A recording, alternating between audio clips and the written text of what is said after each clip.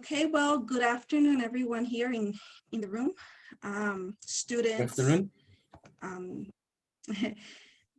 Teachers, professors, and anyone else that could be visiting us. Well, I'd like to greet first of all Diego. He's going to be our speaker today. It is a pleasure for me to introduce him. His name is Diego Garro Bustamante. He holds a bachelor's degree in English teaching and a master's degree in second languages and cultures with emphasis in English from Universidad Nacional. He started working as an English teacher at Liceo UNESCO in Pérez Celedón. Since the end of the year 2003 up to the present, he's been a professor here in our campus, Sede Región Brunca. He has taught courses in English, in the English teaching major, in the English associate program, and in the licentiate program. His research interests include writing and grammar, although today he's going to be talking to us about reading techniques. So, well, Diego, we appreciate you taking the time to share this information with us. And we have here many students, so I hope they pay a lot of attention because I'm very sure that what you're going to share with us will be very useful to them. So they're all yours. Thank you very much, Beatriz. And well, I'm going to talk about improving oral presentations and reading comprehension a little bit. Well, I would like to listen to you. How would you normally start an oral presentation?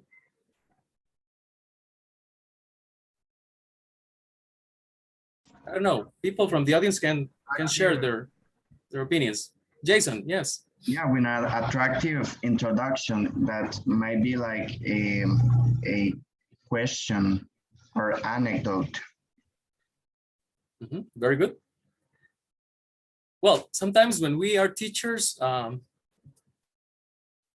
well, we commit a mistake because we don't tell you how to do it. And so you come here to the front of the class, I don't know, well, now through Zoom, I don't know, or any other technological device that we can use now, right? And you start saying, well, I'm going to talk about this and that. And well, that is not a good technique to do it. And I'm going to show you, and I hope that this is going to be enriching for you and for your presentations that you make at the university.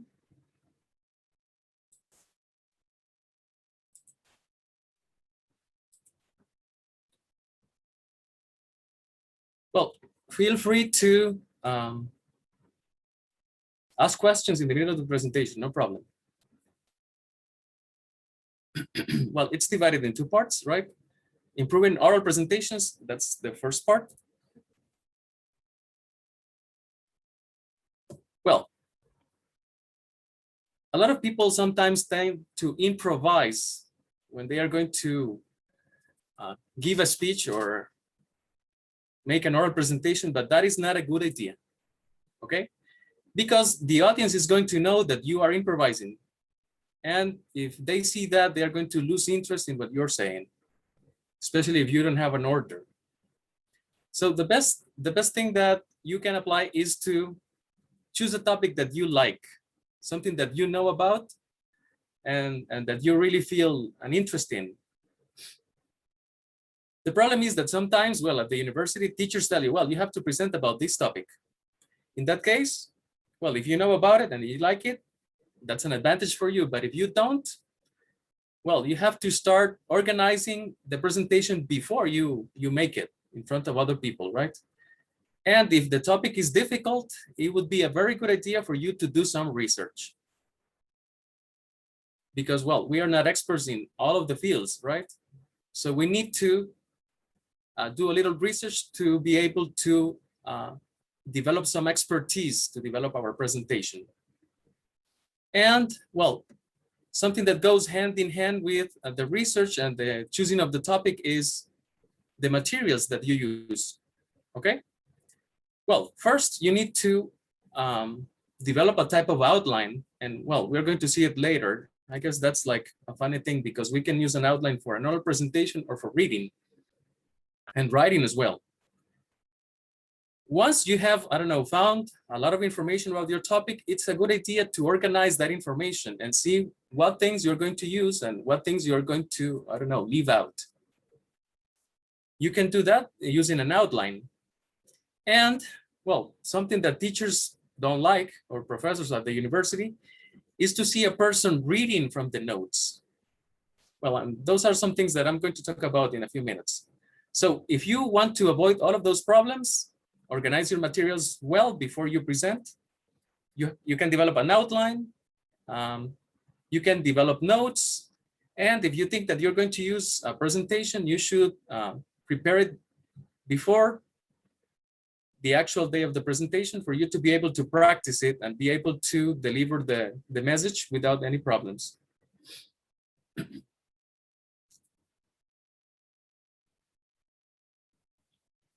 Well, this is part to the topics that I already mentioned. Very important for you to choose something that you like and that you know about. If the topic you chose is free, let's say, you were not assigned it by the teacher, I think it would be easier, but in any case, you have to do research because when you present, you have to show your audience that you know what you're talking about, right? If not, the audience is going to lose interest. And you should also consider your audience a lot because, well, if you're going to talk about a difficult topic, maybe the audience is not going to know some of the concepts that you're going to be using in the presentation. So you will have to consider all of that. And if you think that some of those concepts should be explained, you should do that in the presentation for better understanding. Again, you can prepare, I don't know, a PowerPoint presentation, I don't know, a Canva presentation. Now you have a lot of resources to prepare a presentation. And your notes in the form of an outline, sorry, as I already said. And it's very good to think of this presentation as a story because, well, it can be compared to a paragraph or an essay that you write. They follow something similar, let's say a similar structure. An oral presentation needs to start with an opening or an introduction. Then you're going to develop your ideas, and then you're going to end the presentation with an appropriate closure.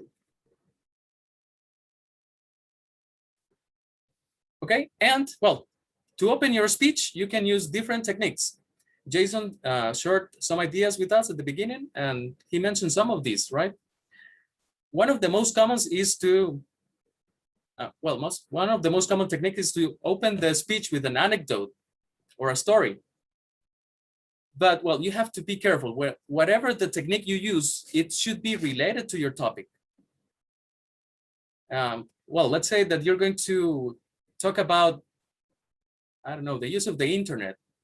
And if your story is not related to that, well, maybe the audience is going to see that there is like a mismatch between what you're saying and the topic of your presentation. Sometimes the presenter may elicit experiences from the audience. And that's also really enriching because you're going to involve the audience in what you're saying. Another common way to start is by using questions. But, well, whatever the technique you use, it should be short.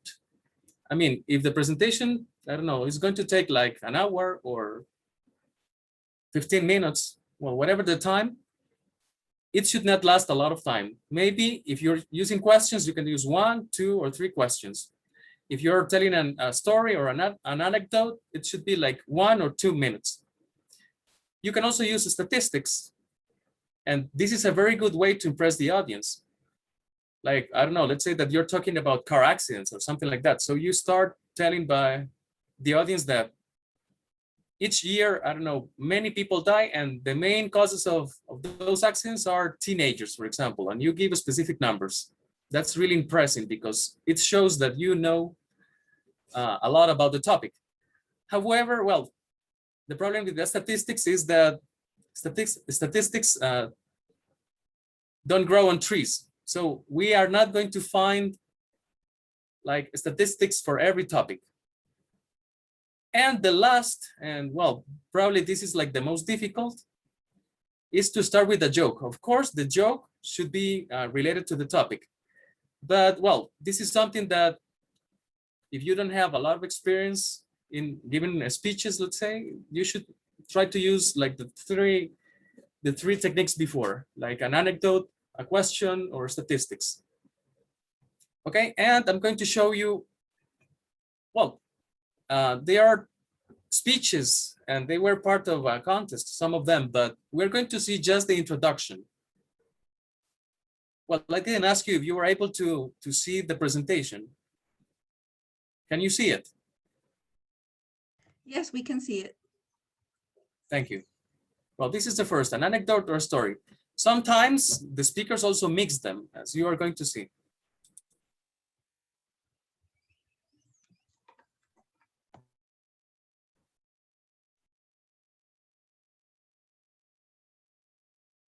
I remember as a child having some really intense dreams. They're so detailed and so vivid that when I woke up, I didn't know if it was reality or if it was in fact a dream. Well, then later I overheard somebody talking about these things called night terrors. I didn't know what they were, so I just assumed they could be defined as really intense dreams based on... Okay. Well, as you could see, she started telling about something that she lived when she was a child.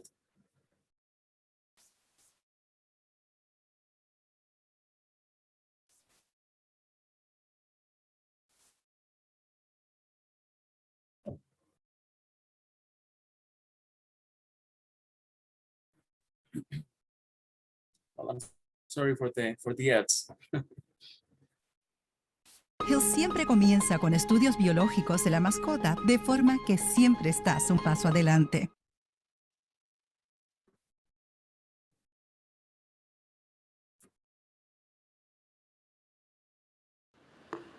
Danajaya Hediarachi. I see something. I see something. Danajaya Hediarachi.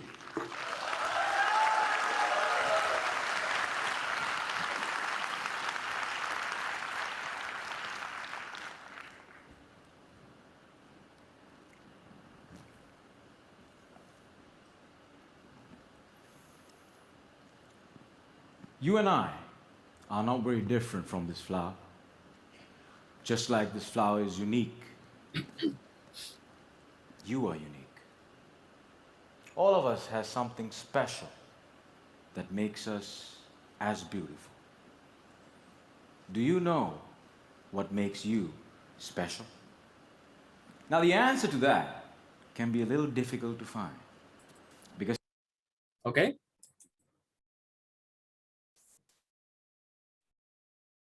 Now statistics.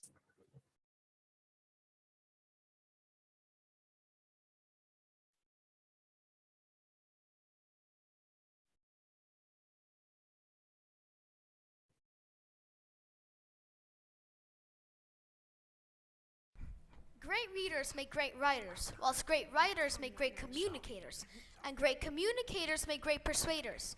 And you know what great persuaders make? They make good societies, and that's what this world needs. I think that it's totally crazy that all anyone ever talks about is games, TV shows, WhatsApp, Instagram, Bitmoji. I don't even know what that is. My brother just told me about it.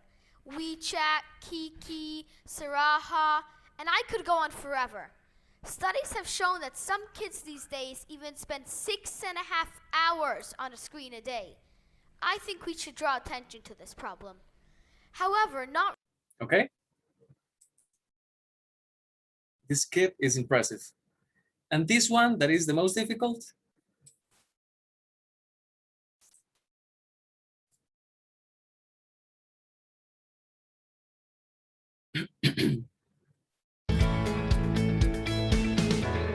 You should pay attention to it. Aaron Beverly. Leave a lasting memory using as few words as possible and strive with every fiber of your being to avoid being the type of person who rambles on and on with no end in sight, more likely than not causing more listeners to sit and think to themselves, oh my goodness, can somebody please make this stop?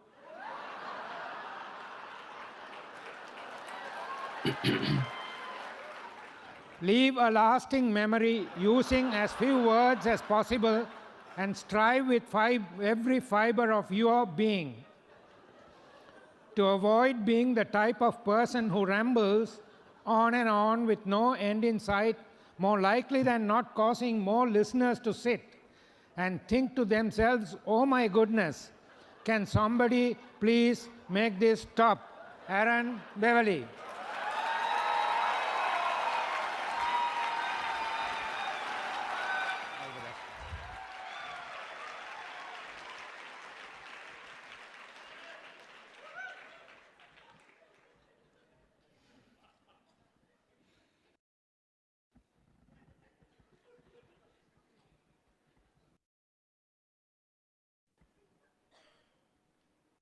Be honest. You enjoyed that, didn't you? Now, please do me a favor. Recite that entire title off the top of your head right now. Go. Not all at once. Wait a minute. Do you mean to tell me that you cannot remember all 57 of the words in that title? Neither can I. But do you know what that proves? Okay. So we started with something funny. Then he used the question, right? So sometimes we can mix the techniques, and that's no problem. But remember, whatever the technique you use, they should be related to your topic. Now, that was before you presented. Now, while you are delivering the speech, some do's and don'ts. Well, something that we don't like seeing is somebody reading notes.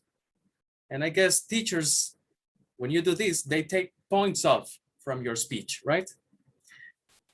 What can we do to avoid this? As I already said, good preparation is key. If you practice a lot before the presentation, you're not going to be needing your notes.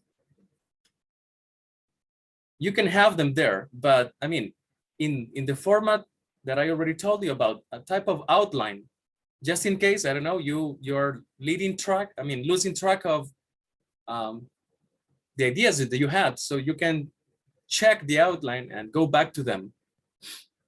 Another very important part is keeping eye contact with the audience. Well, now through Zoom and I don't know, any of other channels that we use to teach or present now. Well, sometimes this is not so important, but if you're in public, let's say, keeping eye contact is very, very important. The same as the posture and the way you dress.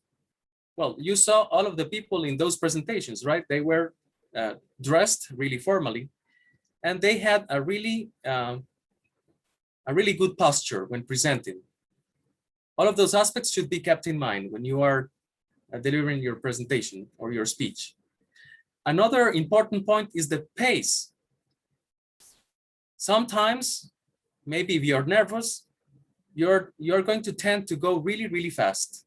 And I don't know if that's happening to me right now. Or, well, I don't know, sometimes you may notice that the audience is getting bored.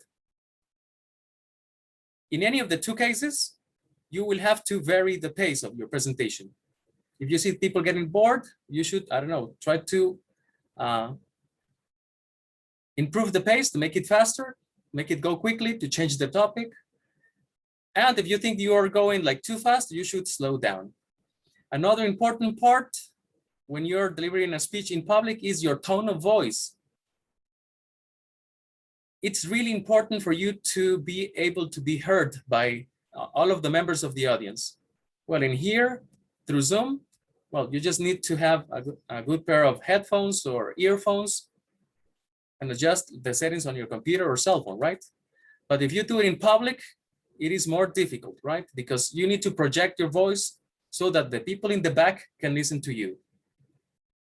Have you ever gone to a speech and not be able to listen to what the person was saying?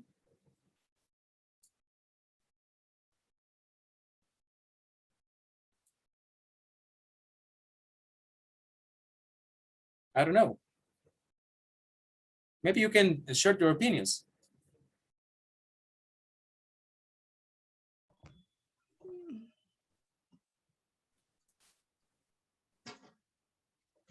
Sometimes you feel stressed when that happens, right?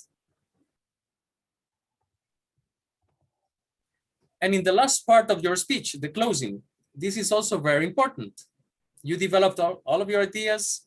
Well, you follow a specific order. And now it's time to pay attention to what your audience wants, okay? Well, in this case, you can answer questions about your presentation. You can clarify doubts, things that were not clear in your presentation. You can ask the audience to elaborate on some of your points. And you should provide like more sources of information for them to be able to, if they are interested, to find the material or more ideas on the topic.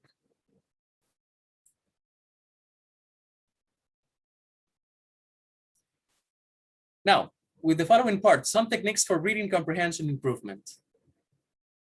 Well, there are many techniques, and well, I had a hard time choosing the ones that I was going to include in this presentation. The ones that I choose are the ones that you can use before and while you are reading, let's say. And well, the last can be used after reading, let's say.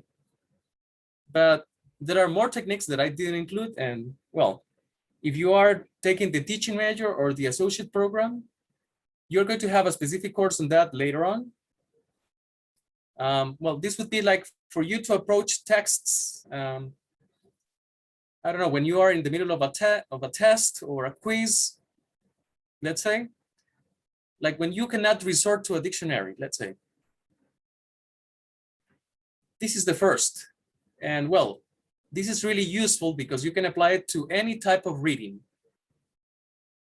Some authors have said that this is a very good technique to improve your reading rate. That is like the number of words that you can read per minute.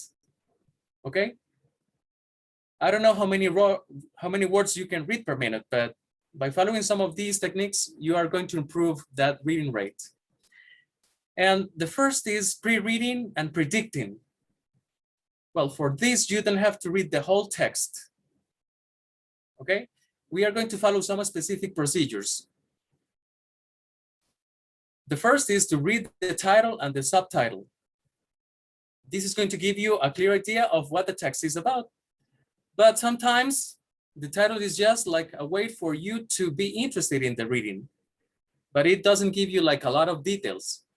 So what you can do next is to read the introductory paragraph or the introduction of the text.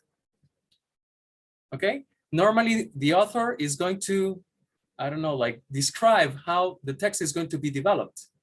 Or if it is an essay or, I don't know, a research paper, you're going to find like the thesis statement there. So you're going to see like the specific points the author is going to develop.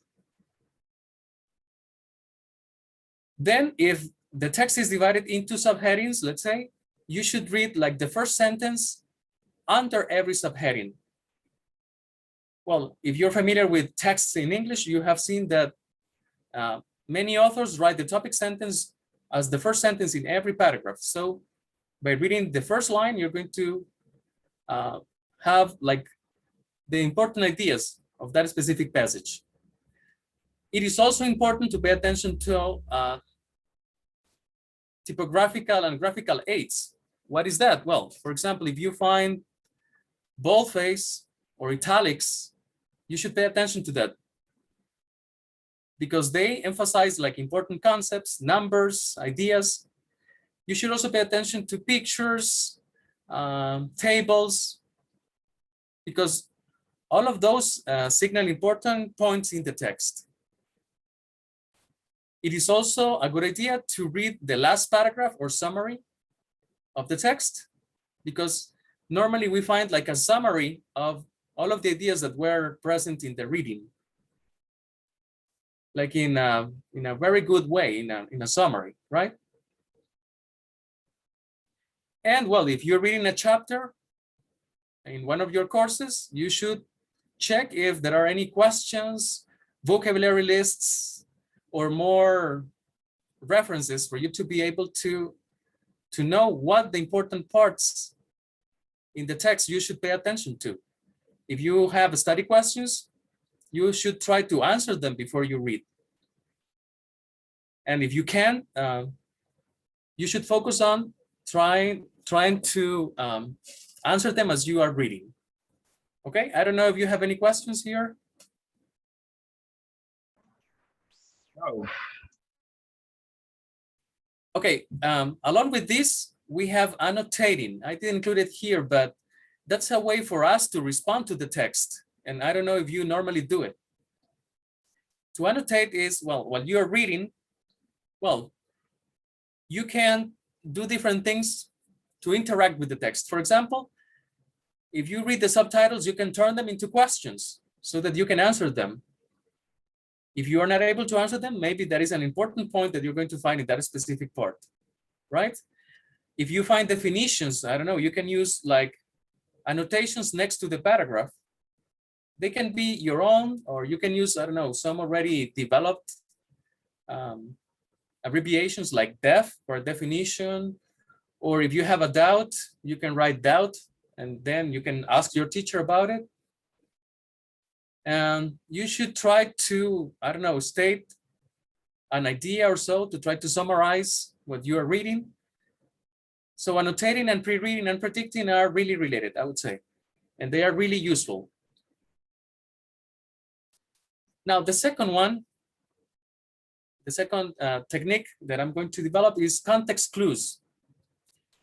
And well, this is related to the picture that I included here. Well, you see, the picture is missing something. Can you tell me what it is missing? I mean, what is missing in the picture?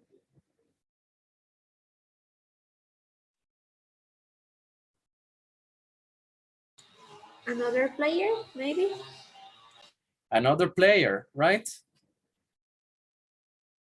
Very good. So this is what we are going to do with context clues, okay? Well, this is to avoid, I don't know, like using a dictionary, because I don't know, if you're in the middle of a test or a quiz, you are not going to be able to use a dictionary. So these context clues are going to help you to try to find the meaning of words that you don't know, okay? Well, this technique has some limitations, and we're going to see them later. We have context clues related to definition, synonym, example, contrast, and inference. And I would say that the most difficult one here is the inference. Well, it says many times writers define a word in the same sentence or near where the difficult word appears. And for that, they can use a synonym. For example, we have corona refers to the outermost part of the sun's atmosphere. Well, in this case, it is like a definition. So we already know what corona means, even if we hadn't seen it before. Then in the second example, an oligopoly, or control of a product by a small number of companies, exists in the long distance phone market. And the last, glögg, a Swedish hot punch, is often served at holiday parties. Well, as you can see, we can have some signal phrases that can help us, like means, is, refers to, can be defined as, or we can also have like punctuation clues. In the last example, for as a reference, let's say, you see that the definition is between commas. Okay? Have you ever noticed something like this? while you read. Yeah. Sometimes the last example is called an, let me remember the name. Well, it slipped my mind. Well, it will come back to me later. The second one, the use of synonym clues. Sometimes a writer may provide a synonym or a brief phrase that is close in meaning to the one that we don't know. It may appear in the same sentence or maybe in, I don't know, at the beginning or end of the paragraph where you found the word. For example, it says the major's assistant was accused of malfeasance. What's that?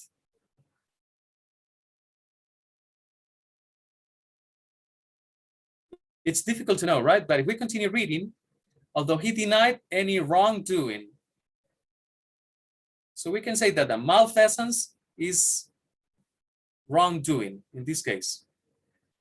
Another example, after the soccer match, a melee broke out in the parking lot. Well, if you didn't know what that word means, you can continue reading. 3 people were injured in the brawl, and several others were arrested. And the last example, my gardeners improved the quality of their soil by amending it with organic compost. So how would you define amending in this case?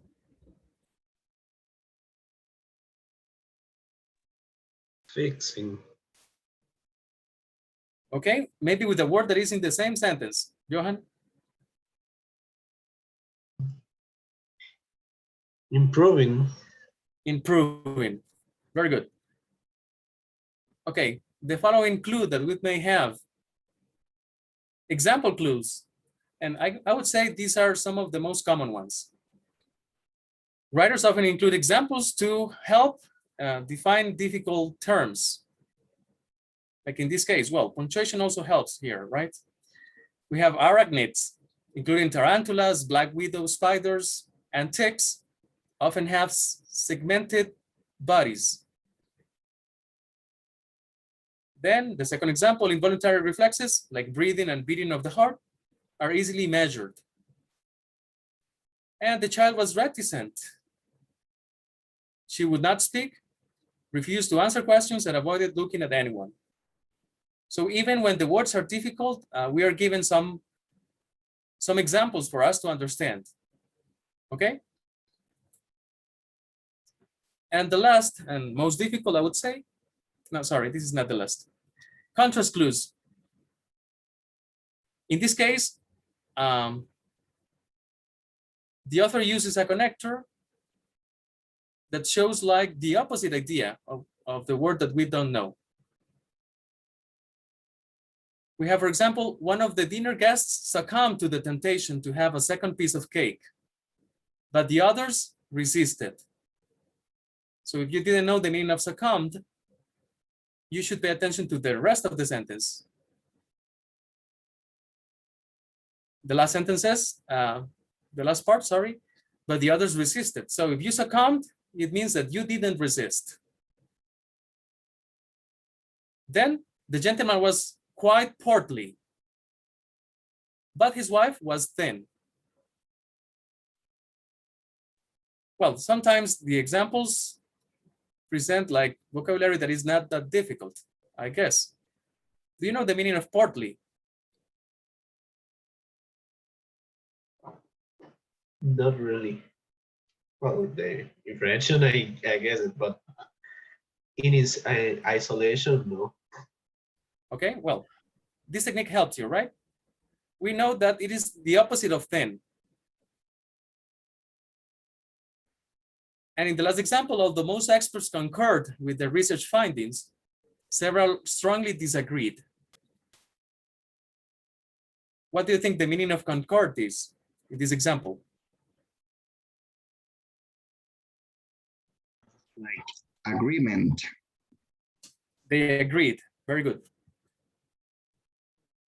And now this is the last one related to context clues, and I would say this is the most difficult one. because we need to pay attention to very specific details. And we're going to do some practice on this. I don't know if you like mysteries, but I brought some for you to solve.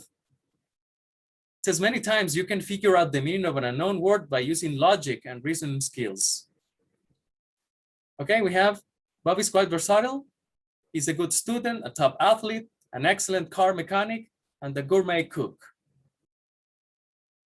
Okay, so how would you define this word?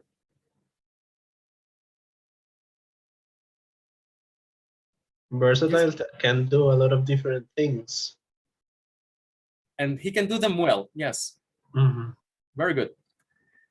Then in the following example, the potato salad looks so plain that I decided to garnish it with parsley and paprika to give it some color.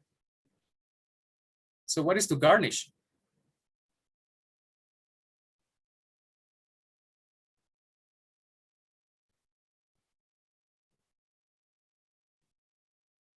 To decorate. To decorate, very good. And when the bank robber reached his haven, he breathed a sigh of relief and began to count his money. Well, probably you know this word.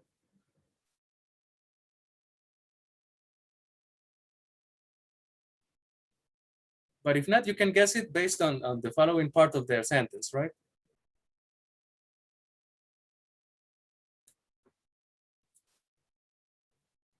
How would you define it?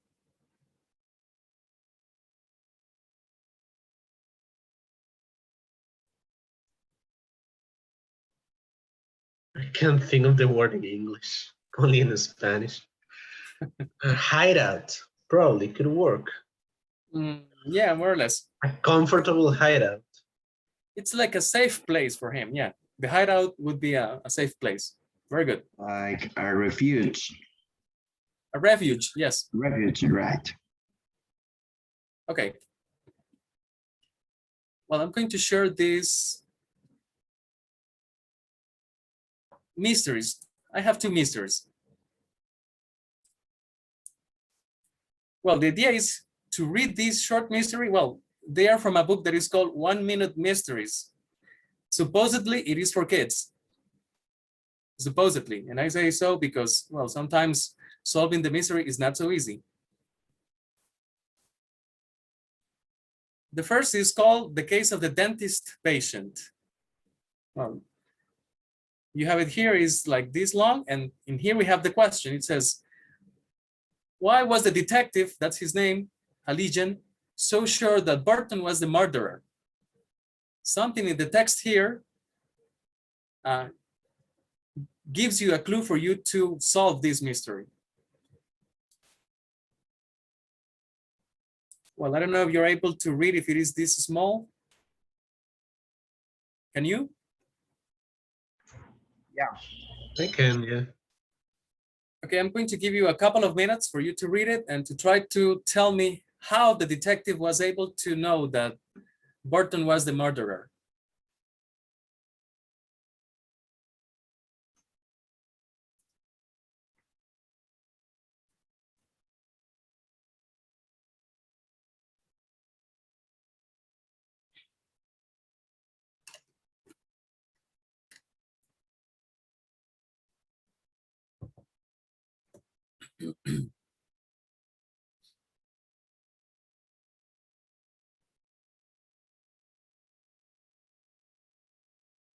Well, you can read it twice if you need.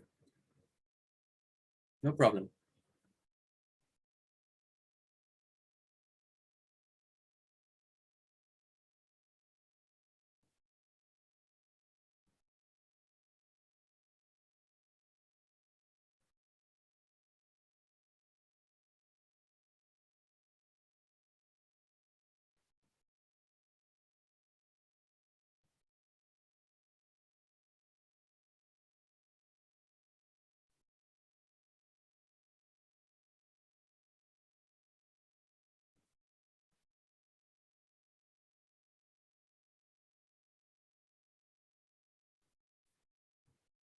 Okay. I think I know. Okay, Johan, can you tell us? he mentioned that he haven't been near a dentist's office since he was in prison, but at no point the officer told him what he was a doctor of. He only mentioned the office and that he's a doctor, but he didn't say that he was a dentist. Okay, you are close. Very, very close, but there is a specific clue there. Well, notice that they're talking about Dr. Williams, right? And I guess the answer is in the same sentence you were using, Johan.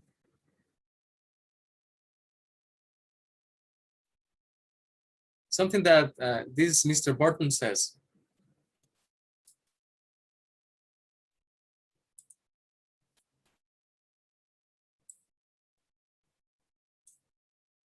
And it is this part.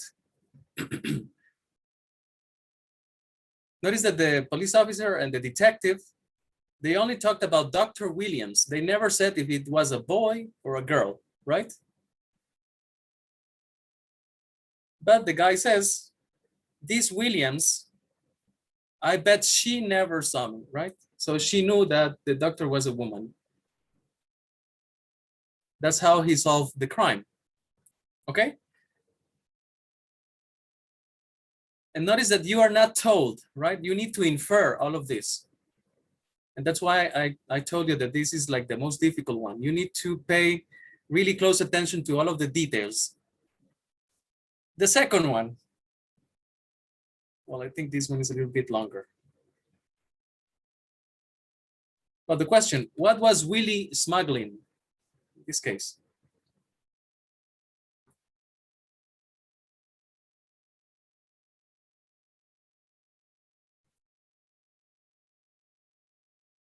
Again, 2 more minutes for you to read the mystery and try to solve it.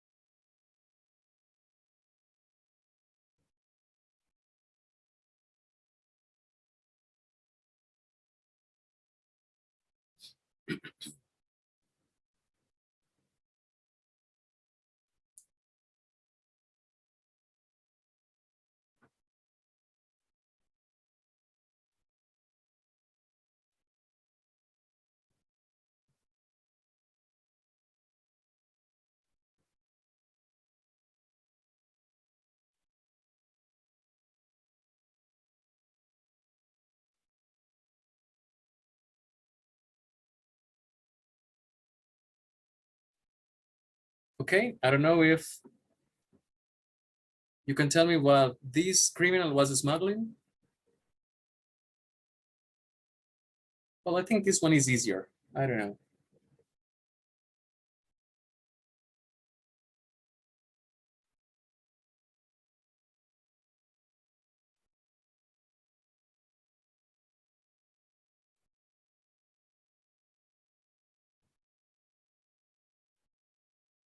No idea? The car. Johan, you're very good for inferences. Yeah, he was smuggling, well, they give an example, but he's smuggling sports cars, yes. Yeah, because he says that he always appears with a new one. Yes. Very good, Johan. Okay. Well, let's go back to the presentation.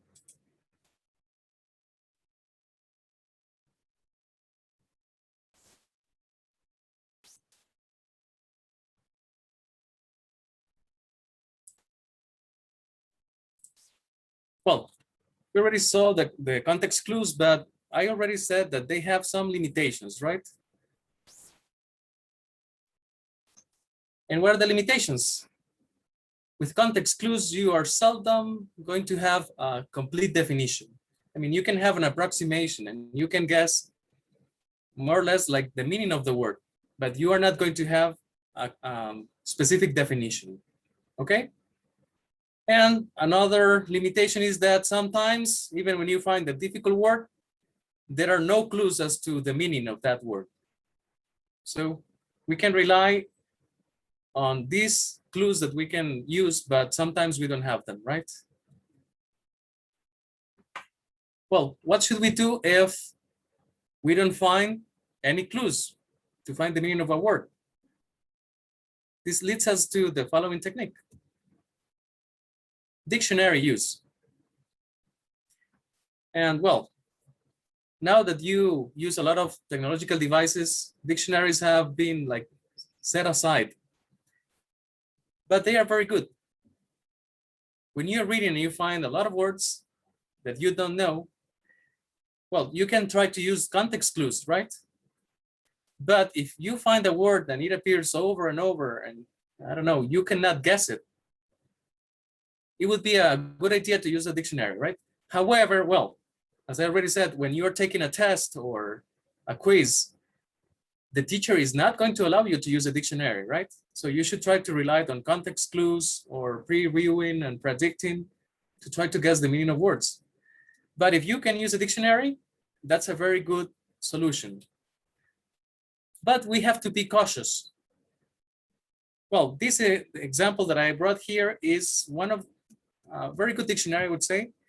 And the good thing is that it is free. Dictionary.com. Well, you can then load it for free to your phone using, I don't know, the app store or Google Store. Well, I don't know the name very well. Or you could use it online like this. And the interface is very similar.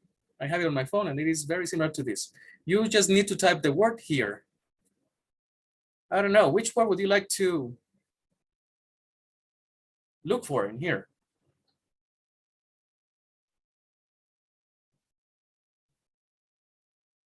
Not bad words, though.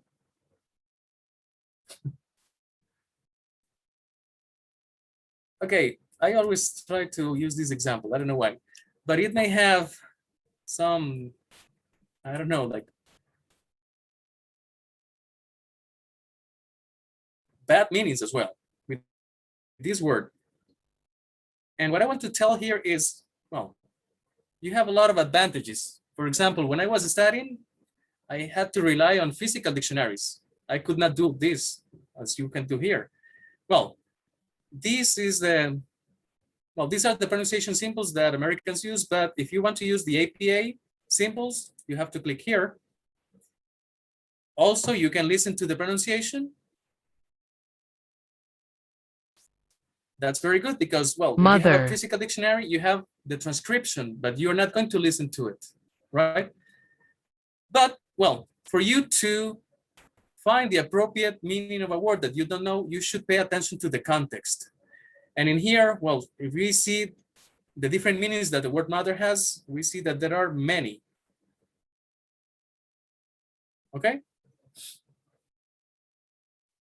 We have a female parent, one's female parent, being a mother, of, relating to, or characteristic of a mother. Well, there were more, but I guess they didn't show the negative ones here. If you have it on your phone, maybe you should check it.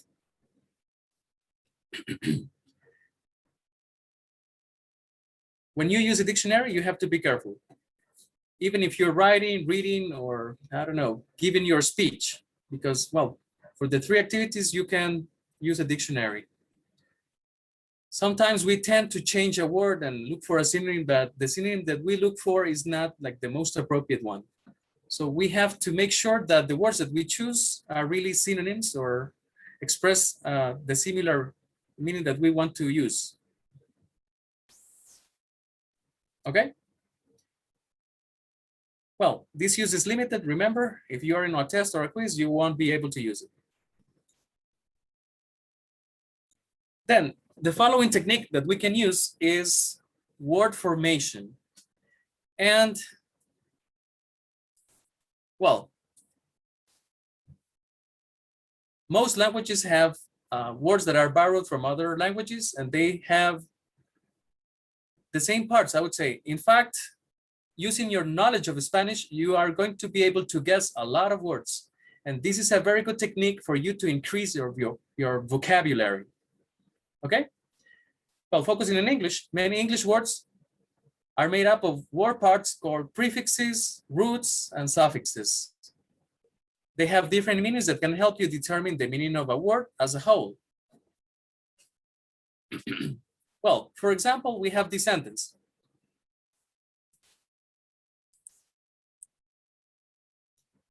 Trichromatic plates are used frequently in the text to illustrate the position of the body organs. Well, do you know the meaning of that word?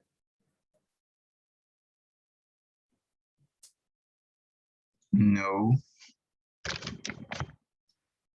Okay. Well, if we analyze it, we're going to see that it is made up of different parts. We have a prefix, a root, and a suffix. And in that case, if we combine all of them, we have a new word. In this case, we have tri, that means three, chrome, not Google Chrome though, that means color, and atic, that is a suffix that shows that it is an adjective or characteristic of. So we can come to the meaning of the word, having three colors, trichromatic. Okay? So you see, we divided the word in three different parts, in three components, a prefix, the root, and a suffix. And well, I'm included just some examples. There are many. I'm just going to talk about the prefixes and suffixes. I didn't include any roots. But if you want to find more, there are many available on the internet. You may write, I don't know, prefix, suffix, and root lists, and you're going to find a lot. As I already said, many are similar to Spanish, so I guess we can guess them. We have some prefixes. Well, normally prefixes do not change the grammatical category of a word, but they may change the meaning. We have many common words have prefixes that tell us about numbers. For example, which word is a monosyllable? But, although, or however? But, right? So mono means? One, right? Very good. Then other prefixes are used to show time. If a house was built in the post-war period, was it built before or after the war? After. After, right? Then some other prefixes show us size and degree. Well, they tell us how big or how much. If something is microscopic, is it very large or very small? Very small. Very small, right? Well, these words are easy, I would say, right? Then other prefixes make words negative, and there are many. In this regard, we have to be careful because some are different from Spanish. Well, we have this example, a non-smoker doesn't smoke, and the opposite of happy is unhappy. There are many like this, right? Then some other prefixes tells us about position.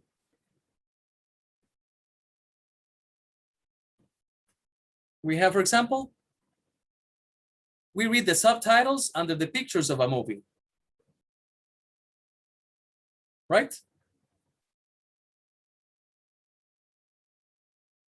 Now, suffixes. Well, suffixes, most of the time, or often, I would say, change the grammatical category of a word. So maybe if you add an ending to a verb, it becomes a noun or an adjective. In fact, you can have more than one suffix in the same word. Okay? For example, the plural of a noun is a suffix, but we can also have, I don't know, the suffix for an adjective and then the suffix for an adverb. That happens when we have adverbs that end in "ly," for example. And we're going to look at some of them. We have to make nouns.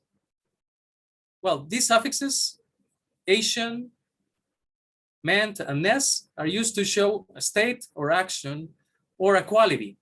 So we have, for example, inform, it's a verb, plus this suffix, information, it becomes a noun. Then develop, a verb, plus the suffix ment, development, another noun, right? But we also have some suffixes that are attached to other words to show or to describe the people that do the action, okay? And those endings would be like ER, OR, IST, IAN, EE, ANT, or ENT. For example, we have write, writer, employ, employee, biology, biologist. Well, if you notice in the examples, sometimes we have to make some little changes, like drop in a letter or so. But, well, those suffixes are used to describe people. I don't know if you have any questions. And, well, learning suffixes and prefixes is a very good way to increase your vocabulary knowledge. Then to make verbs, we can add the suffixes "an," "ify," or "is." And we are going to make a noun or an adjective into a verb. For example, we have magnet. We add the suffix "is" and we have a verb, magnetize. Or beauty, a noun. We add the suffix "ify" and we create a verb, beautify. And this adjective "sharp," we add the suffix "en" and it becomes a verb, sharpen. Okay? So as you can see, you can increase your vocabulary knowledge memorizing or applying suffixes into, I don't know, your writing or in your reading for you to understand new words. And the last is to make adjectives. And I would say, well, these are very common. We have different suffixes. Like able, sometimes it's spelled differently with I or just BLE. They mean possible to. I don't know, like lovable, washable, acceptable. Then adding Y or full, they describe qualities like cloud plus Y, cloudy, like today's day, right? Helpful. And the last that may change the adjective to have a negative meaning, let's say, the suffix less. It shows that something is missing. Like hopeless. We're missing hope.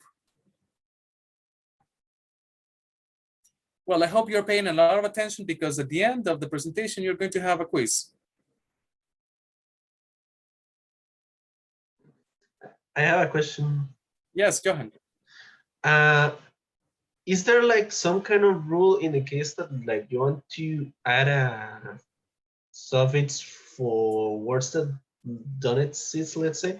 For example, when YouTube started and now the people that make videos are called YouTubers, is there some kind of rule that you can follow? Like, for example, like to create something that does not previously exist? Technology leads to the creation of new words. And well, I guess it's based on the use, not like on the specific rules. Well, in Spanish, we have La Real Academia de la Lengua, right? That it dictates or tells us some rules. But in English, there is no school or, well, like an enterprise that dictates how language should be or the rules that we should apply. We only have that in Spanish. I guess most of the new words that are formed are based on the usage that people give them. In English, of course, right? But we also see that in La Real Academia de la Lengua. For example, they have accepted a lot of words that are used in some countries, like in Costa Rica. And those words are not used in other countries.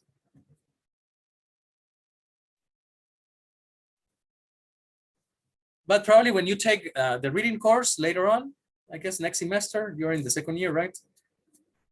You're going to study this topic in more depth, let's say. So you're going to be able to see there are some kind of rules, but you have to study them. And well, I guess this was not the purpose of the presentation.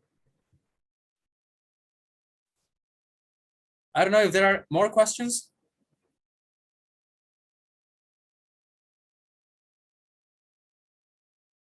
No questions? Well, this last technique is related to, well, to reading in this case, but it can also be applied for writing or for your speeches, as I already explained. This one is going to be a post-reading strategy because first you need to understand the text to be able to use it. Okay? Well, it says it's a good idea to create a visual picture of what you have read. You record the writer's organization and show the connection and importance of ideas. Okay, and well, it has some advantages. It gives an overview of the topic. You don't have all of the details and all of the words that the author used. Again, if you use your own words, it tests your understanding of the text. And it also helps you to record information from books that you don't own. This happens like when you go to the library, for example. Okay, and this is like the format that outlines have. Well, format outlines, let's say, because you can have also informal outlines. Normally, we use Roman numbers to show a major idea. That would be like the topic sentence of a paragraph.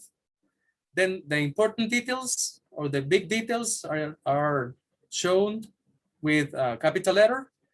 Then if you have more specific details, you use numbers. And if you have minor details or examples, you use small letters.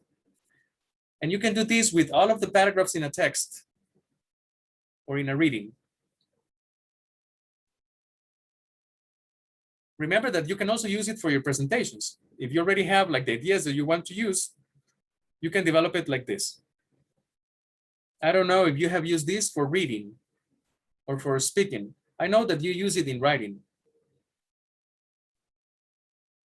For speaking, basically, just to organize ideas.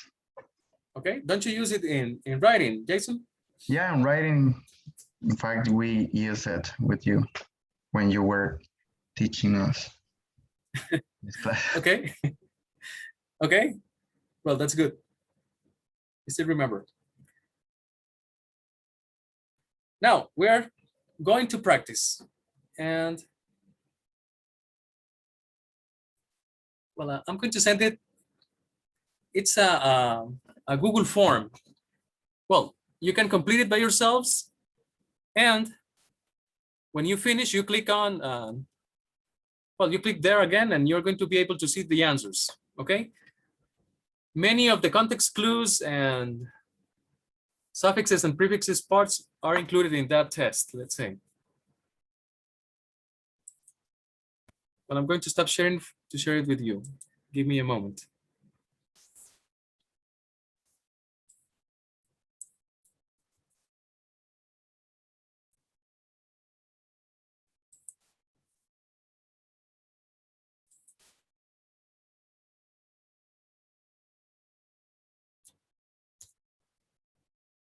Yes, I'm going to share the PDF. Well, I have the PDF and I can also share the link for you to download the presentation. Well, this is the form. It's already in the chat. If you want to test your understanding of the presentation, you can go do it. Well, it is not very complex. I was not going to include a whole reading for you to do it. It's just based on short sentences. But, well, you have like 20 questions, so I guess you're going to take some time.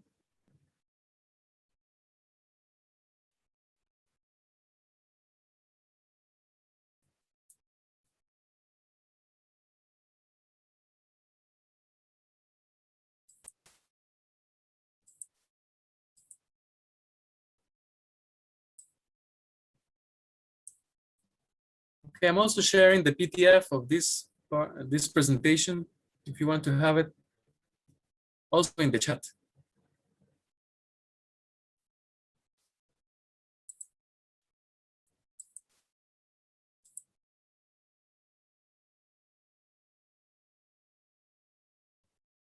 I don't know if you can see it now.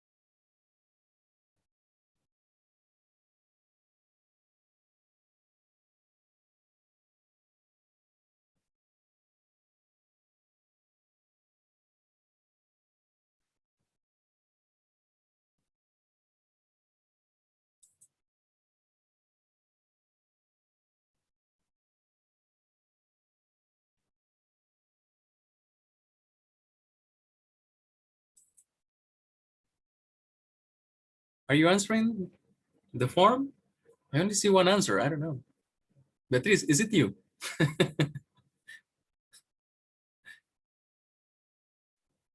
No, it's not me. So give it some time. You said there were like 20 questions, right? 29. I was mistaken. Okay. So let's give them some time. Yes, yes. Mhm. I'm a little hectic.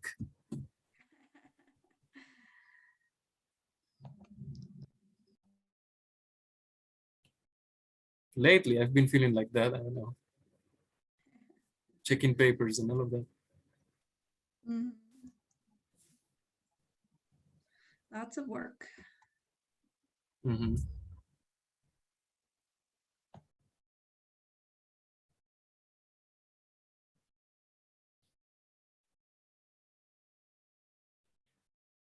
Well, this presentation was a really good summary because, well, it was a lot of theory. I just need to show the references, by the way.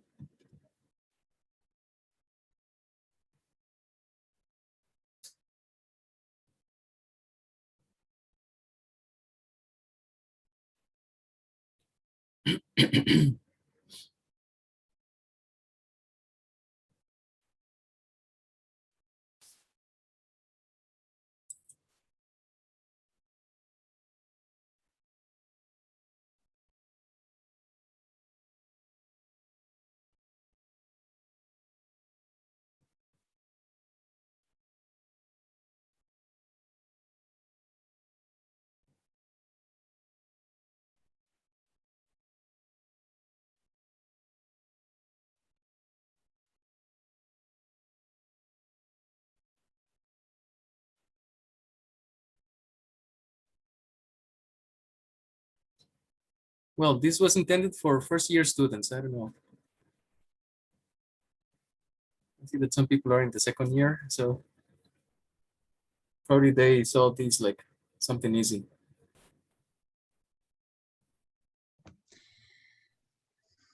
However, they're very important tips for any student, right? So Yeah, I think so. in Well, case if they they're already, new, if they in have case they're already, new, you hear them. If they're not, you review them because you have to keep applying them. if they have already taken elocution, I guess they already studied that. But I know people from the associate program study that course at the end. So yeah, they may be useful for them as well.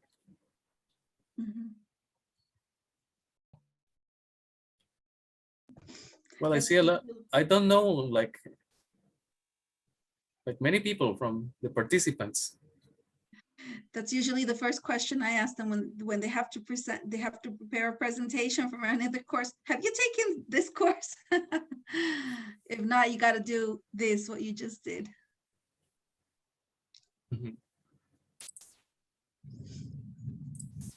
Let's refresh this to check.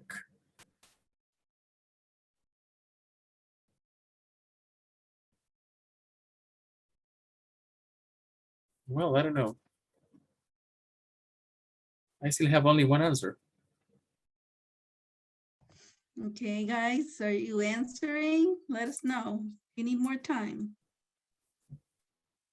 Because we have 61 people here. Yeah, I'm trying to. I'm missing I'm 4. answering. I need just more time. Perfect. Thank you. Well, remember, I need more time. remember to put into practice the tips that you saw.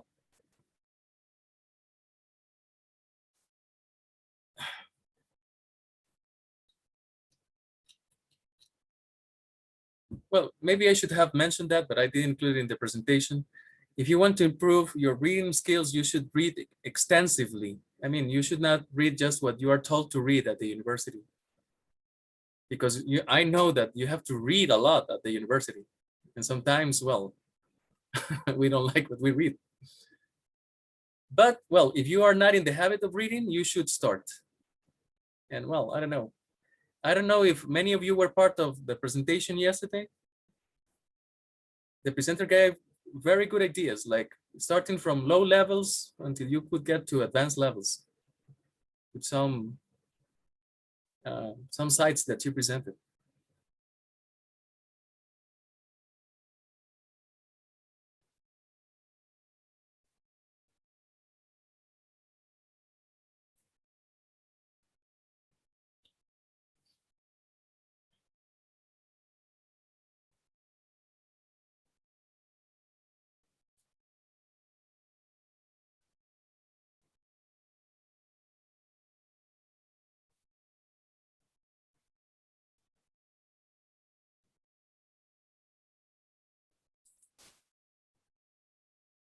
Now I have 2 answers.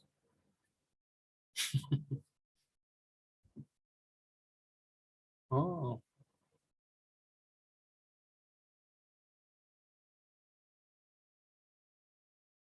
50-50. From the 2 answers that I have gotten, one was right, the other was not.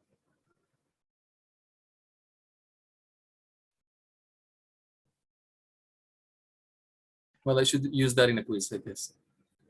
You're not going to send the grades later on? You can check it. When you finish, you click on it again, and you can see the answers. Jason? Yeah, I know. Just joking, because I feel like I am taking a quiz. A grammar quiz or something like that. Well, in fact, most of those items, I took them from the book. The author of the book uses like study or mastery quizzes or something like that she calls. So I took those items from the book as well.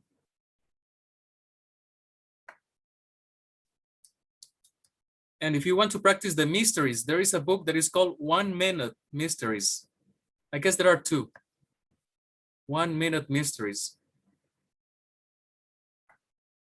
I don't know if you can find it on Google. If you do, share it with me.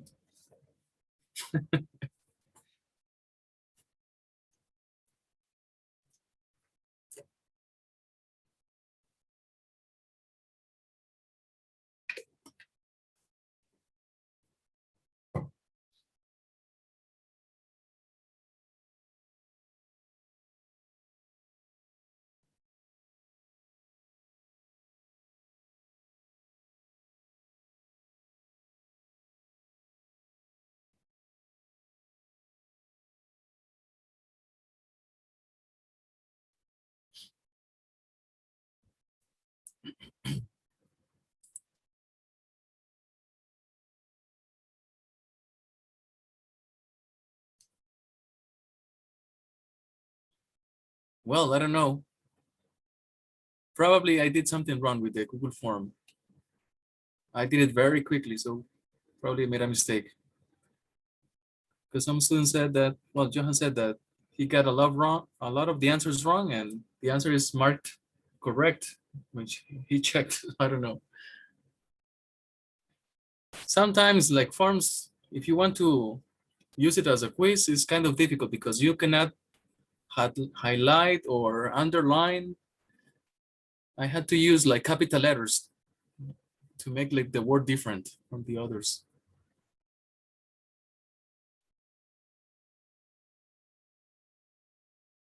It's easier if we use like the virtual classroom.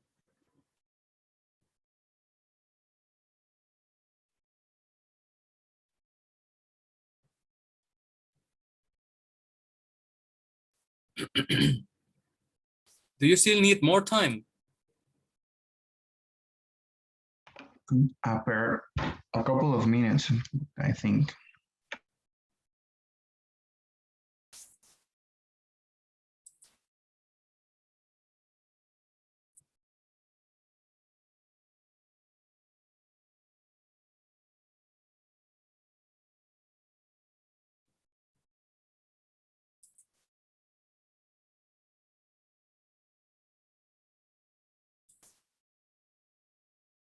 Well, don't feel bad if you get some of the answers wrong, because this was very quickly. And well, of course, if you want to master a topic, you need to do a lot of practice. I mean, it's very difficult like to apply everything that you saw in, I don't know, just by listening to it without any other practice.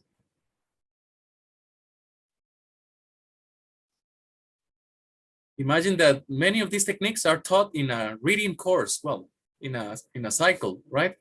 Not just in one class. For example, in one class we can study, I don't know, like the use of synonyms, for example, only that. But in here we saw the synonyms, antonyms, inference, all of them.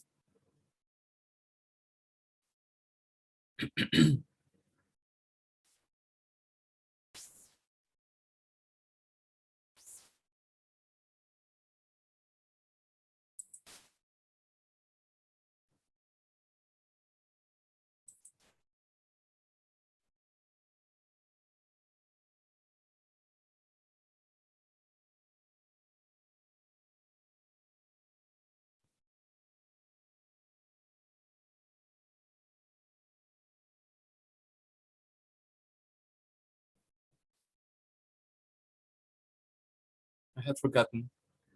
The first answer that was there was mine. I was testing it and I forgot. Okay, that's why you got it so fast. Yeah.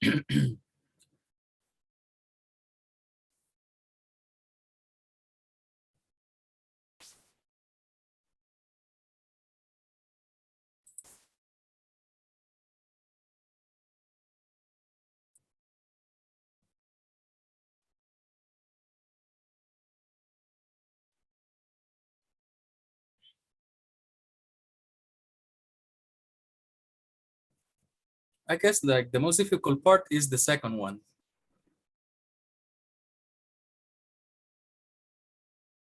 I don't know if you're really familiar with a lot of suffixes or prefixes. You need to study that in more detail, I guess.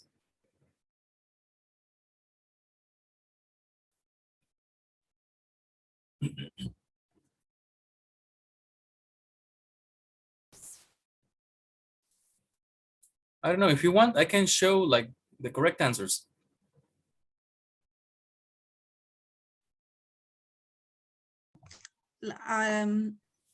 Is there someone that's still filling in the form?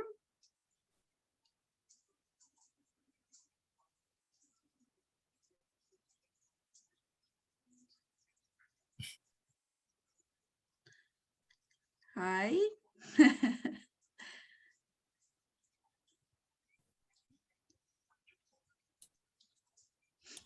Well, I have only- a doubt. I always are confusing with the verb or, well, the word is upset. In what sense, Melanie? Let me see, is the number, Like the meaning, the spelling, or I don't know. the meaning. Like you don't Yes. feel, you feel bad about something. Okay, thank you. Well, I don't know if I gave you the answer. Yes. No, I did already. I did, but I was thinking about it because that we're always. I don't know. I think that is upset is like exciting. No. It is not. No, in fact, it has like a negative connotation. Mm-hmm. But because it is a verb, if you use it as an adjective, it is written the same because it's an irregular verb.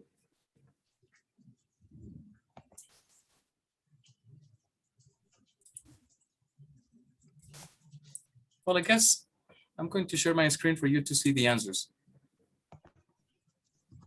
Well, we didn't have like answers if you still were finishing.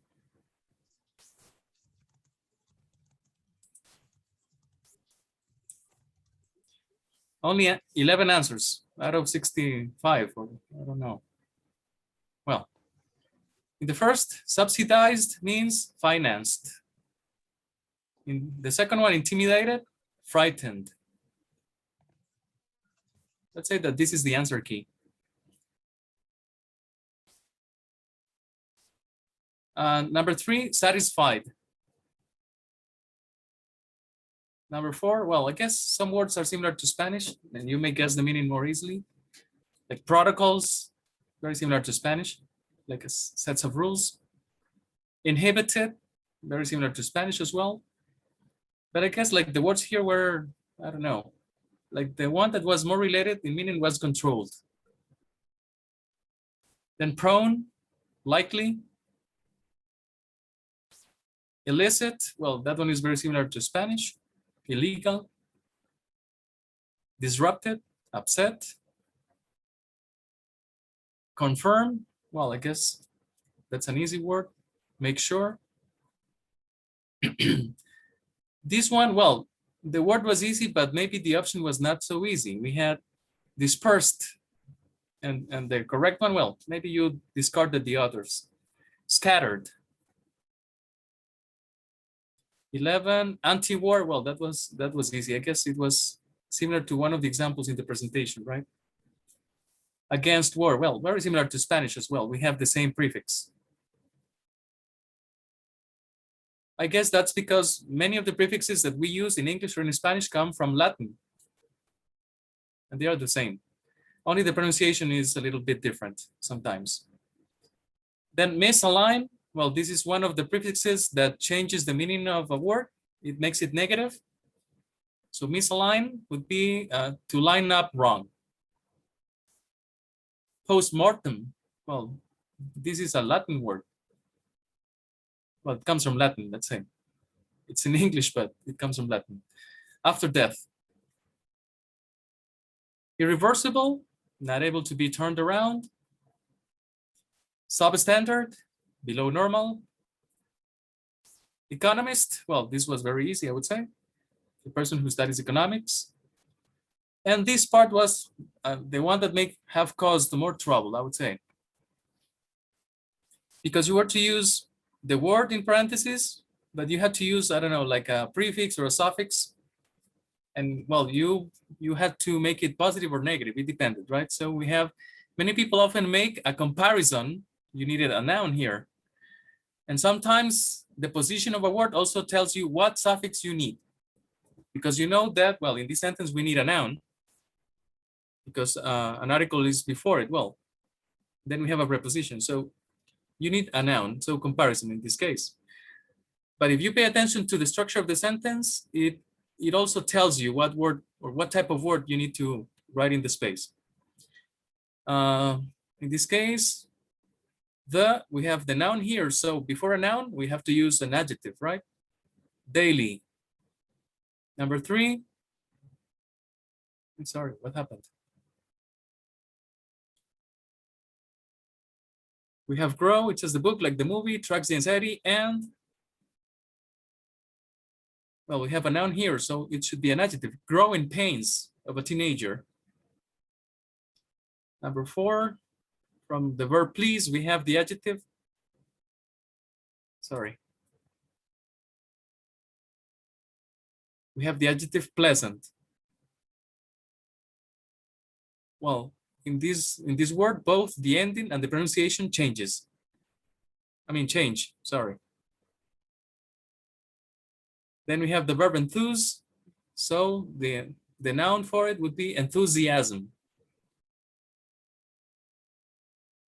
Number 6, similar to the previous one, we needed a noun, so criticism. Number 7, an adjective, incredible. Number 8, another adjective, suitable. Number 9, an adverb, traditionally. Number 10, restless. 11, another adjective, conceptual. This one was difficult, I would say, eloquent.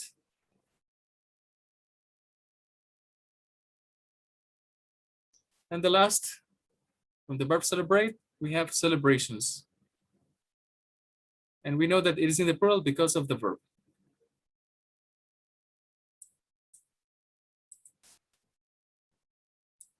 Well, and to conclude with the presentation,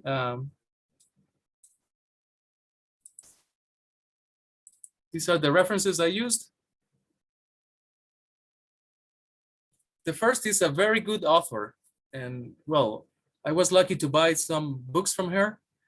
I have like 3, but I don't think you can find them at the library. That's something difficult. I should ask them to buy them, I guess, because they are very, very good. Then I used a dictionary for the part of the suffixes and prefixes, the Oxford ESL dictionary. Well, I have it here and it has some study pages like in the middle. If you have it, I don't know if you would like to check them. All of that information is there. And you have like some practice as well. And the last was a handout that was given to us by a professor when we were taking the master's degree in Heredia. Well, I had to do some research to know how to cite it in the references. I even have to check my let's say my study records at the university to check the year. And that's it. Thank you very much for your attention. Thank you, teacher. I don't know if you have any questions or comments or I don't know, or complaints. No, everything was kind of clear. Do we have to complete a form for the assistant? Yes, give me a second. I'm going to post it. Hold on, let me find it. Yes, for all of the activities that you go to, you need to fill one. Mm-hmm. Yeah, some teachers There have it done it is. at the beginning. Yeah, but I think it's better if it is shared at the end of the presentation. So do I. That's why I didn't share it before. Yes. I didn't share it earlier. The form is there, everyone, so you can fill it in.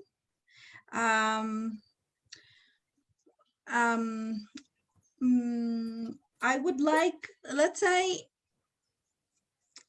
to encourage all of you to put into practice the strategies that Diego has shared with us today. they're all very useful, and they're things that you need not only for learning another language, they're for, in general, being a student, right?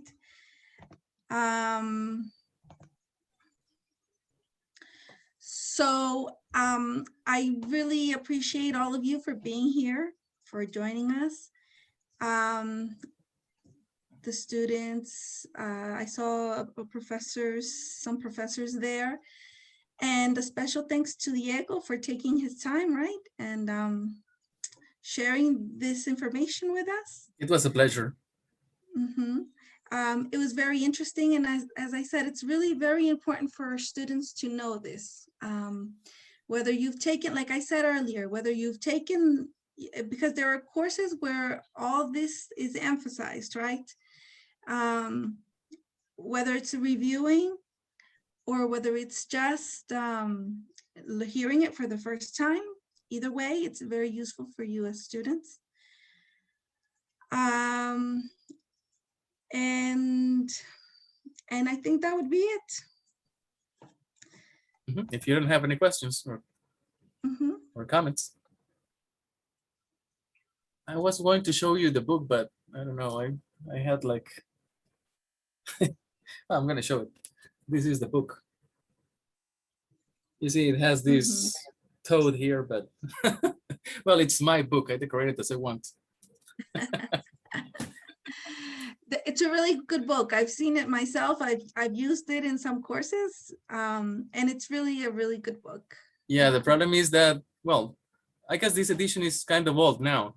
There may be newer editions, but they are really, really expensive. I was checking for it, like the new edition, and it was more than $100. So, wow, I'm not going to buy it. But maybe we can ask the people at the library to buy it because they have money for that. Yeah. And that book is really, really good. I mean, this author is incredible. She also writes books related to writing.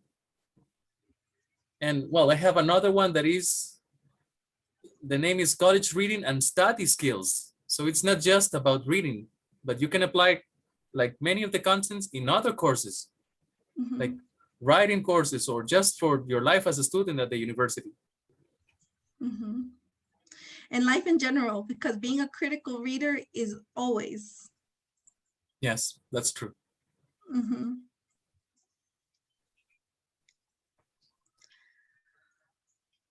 Okay, well then, I guess this brings us to the end. Thank you all for joining us. Okay, thank you very much. Thank you for the workshop. You're welcome.